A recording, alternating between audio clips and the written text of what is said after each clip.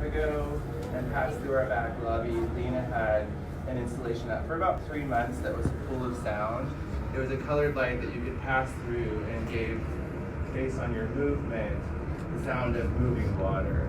And it was like always timely, always like, yeah, and just responding to the environment, but also like your physicality in the space, dealing with work. This piece Lina will tell you about, but just to be a little bit about her, she's originally from Montreal, Canada. She's been in Houston for the past few years. She's had exhibitions throughout Houston. She has an installation up right now on Main Street. So if you ever go there in the evening near the Continental Club, she has another interactive video on a storefront window. She's started so many projects in Houston while she was there, including Fossilized Houston. They had yard signs throughout the city responding to extinct animals based on climate change. The Solar Studios that was at Rice University, where she teaches. She has a PhD in anthropology. So she has this really amazing, interesting background that spans the arts as well as other disciplines. But tell us a little bit about this piece, I guess. Yeah, I'd be happy to tell you a bit about this piece, a little bit more about my work in general. I guess part of being an anthropologist is tying threads through disparate things that might not initially or at first glance be connected. And I feel like that's the case with my work. It definitely does have different threads sort of running through them. And so there are several kind of events and collaborations that have been animating my work more recently. And so sometimes I create these sort of large-scale interactive installations, and sometimes I draw small trees on paper, or birds that are going extinct, etc.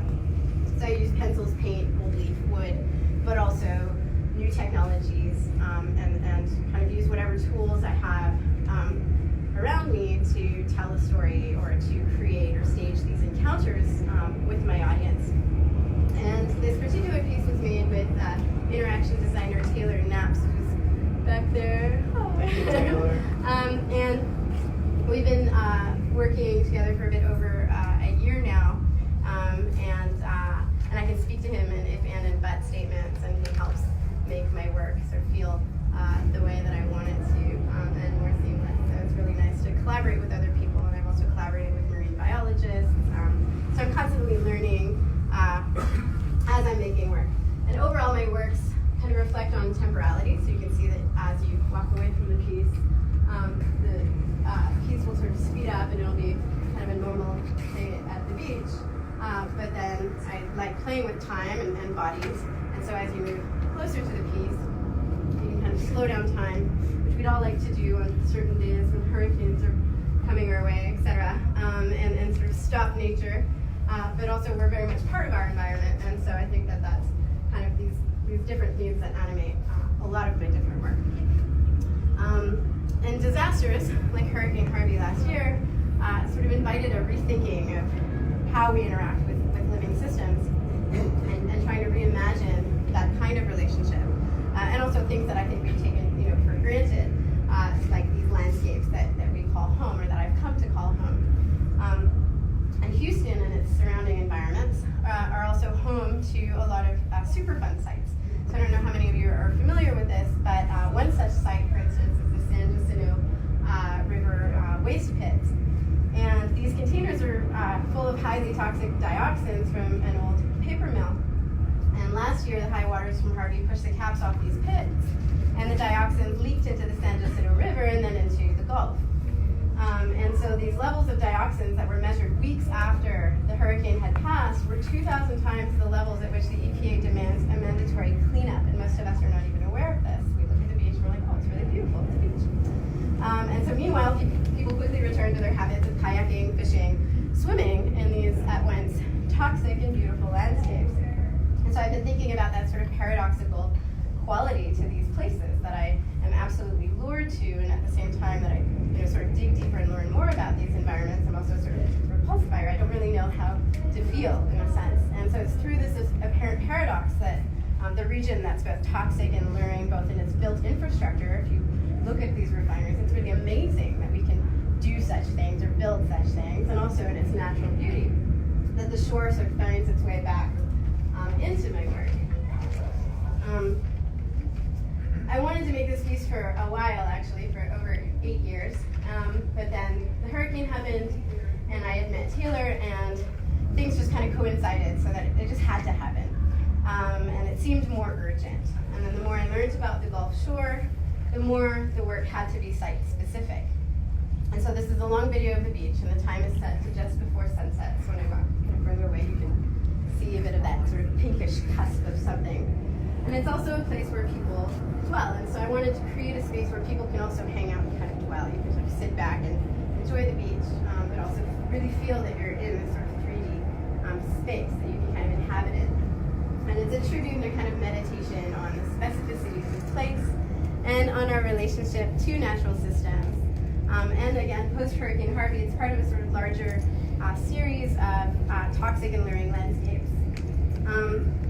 In a sense, the piece gestures to our clumsy attempts to, hold back nature or control something that's so large it borders on the unfathomable. And that also goes with trying to, bring back or roll back climate change, etc. So again, these sort of really larger forces, and it's kind of led me to questioning how do we kind of carve out a sense of agency within this, like this sense of I can do something that somehow makes a difference when all of these things are really just sort of over our heads to some extent. So last April, the EPA announced a $115 million plan to clean up the San Jacinto waste pits.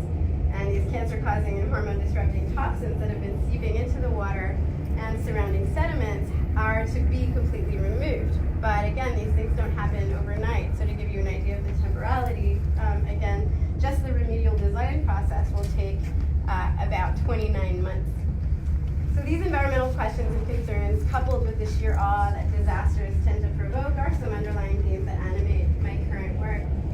But it's not easy because I want to eschew an overly pedantic or didactic approach to my work, and instead I want to highlight kind of conjectural what-ifs.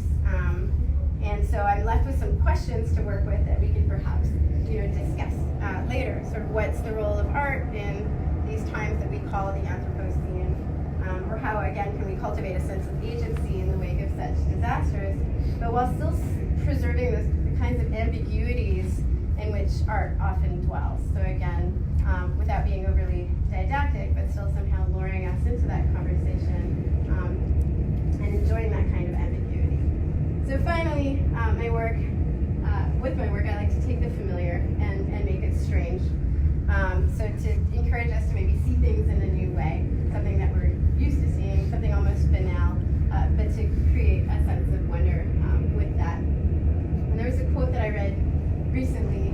So I also teach writing, and I think of my work almost as a writing and rewriting as a process, essentially. And so there's a quote by Stephen King, of all people, but I thought it was really great, and I wanted to restate it right now, where he says that life isn't a support system for art, but it is in fact the other way around.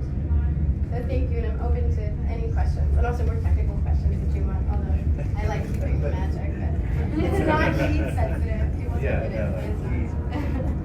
Thank you. Yeah, thank you. I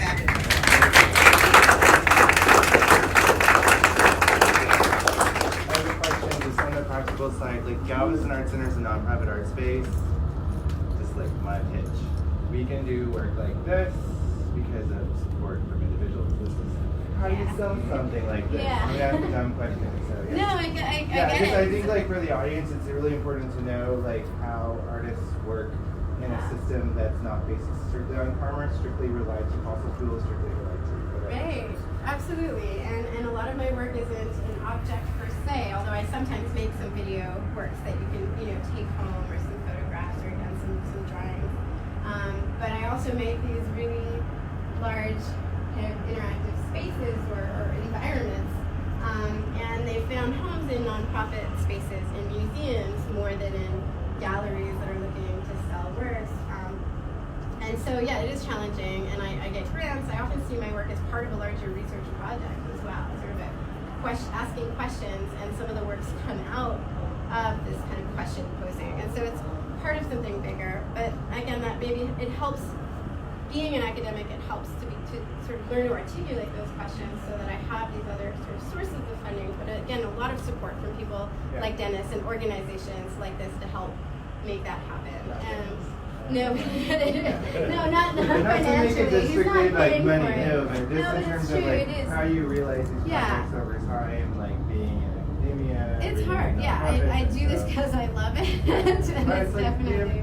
the importance yeah. of like organizations to get like platform. Absolutely, yeah, and I could not have done it without these kinds of organizations to kind of create a space for thinking about this, and people who would also take a risk and say, okay, like try this out, and I'm like, oh, I wonder how I'm actually going to do this thing that I wanted to do, Yeah. and then I meet Taylor or other people in Montreal who can help me sort of figure that out technically as well. So kind of constantly learning. But yeah, so this is the Union of Concerned Scientists, for instance, funded the project on Main Street. So it's on Main Street between Alabama and Pullman. And right now it's an underwater sort of video of the reef, Flower Garden Banks National Marine Sanctuary, which is a reef just off the coast of Galveston. A lot of us don't even know we have a reef, but we do. And as cars go by and trains go by, you can kind of bleach it with your body. And it's up till about 7 a.m. till it's bright out, so all night.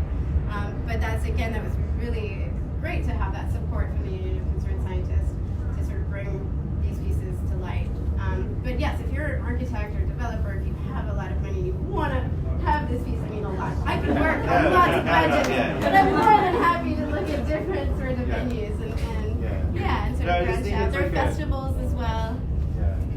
This was in a festival last year for just like 3 days. You get paid like a couple $100 to get in. Yeah. But I'm glad we can have it here. Oh, that's for sure. It's a different interaction as well. This was in a festival. It was a 50-foot long wall, and there were thousands of people sort of interacting with it at the same time. But here allows for a more kind of contemplative, I think, interaction with the piece as well, which has been really nice to see even just today or this evening, to see people kind of have that moment. It's more meditative in a way. Yeah. Does anyone else have a question? I didn't mean to hijack that. No, it's true. That's different kind of work. Just quickly, you're in academia, and you said how you feel like your artwork helps answer questions. Like, do you feel that? I mean, in academia, you publish papers to help contribute to the body of knowledge. You feel like it's a similar way with your artwork that you're.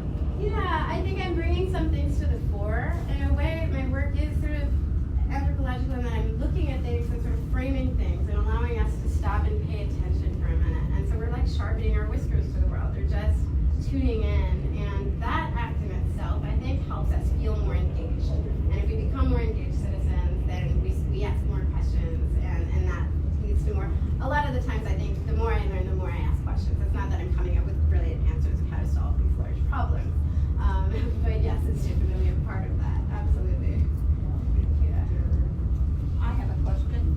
You said that it was when they discovered the problem of the leaking, it was 2,000% over 2,000 times over what the EPA demands of regulatory. restitution. Yeah. So it's unfathomable to me. Yes, it's And I love the unfathomable beach. to me. Yeah, and I come here and I'm from Montreal, so I'm used to snow and I love the snow. But when I moved here, I was like, I'm gonna go to the beach all the time, and I do, and I see the beach and I dive in and I love it.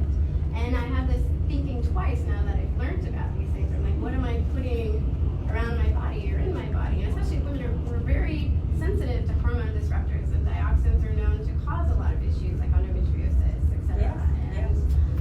And so becoming more aware of that. I don't want to be this, again, this alarmist, but I do think it's important for us to, again, physically be in this world in a way that we're aware of it. Do they know where it is on the beach? So it's coming from these waste pits, and that's what they're trying to figure out how to remediate. And it's complicated because to take that out, there's this risk of kind of further contamination. Right. And Well, they'll have to start with the river, I would think. Yes, so they're going to start with the waste pits, and then things that make their way out into the Gulf at some point are almost really kind of it's lost. It's almost lost because you don't know where it is. So it's trying to figure those things out. In Houston, there are different developments, and sometimes developers are helping create these opportunities to remediate because they want to build townhomes in this particular area, but it's full of lead and arsenic because of an old factory in the 50s. And so, in a way, that opportunity for development creates a moment to think about the environment and come up with solutions. And people are actually working together. That's a Yeah, job. which is interesting, right? You have these sort of different interests that are coming together around a common concern, which I think is interesting and important. Yeah, absolutely. And I still love this beach. I mean, Yeah, no, that's like not to be like, that'd be terrible, but it's like being aware.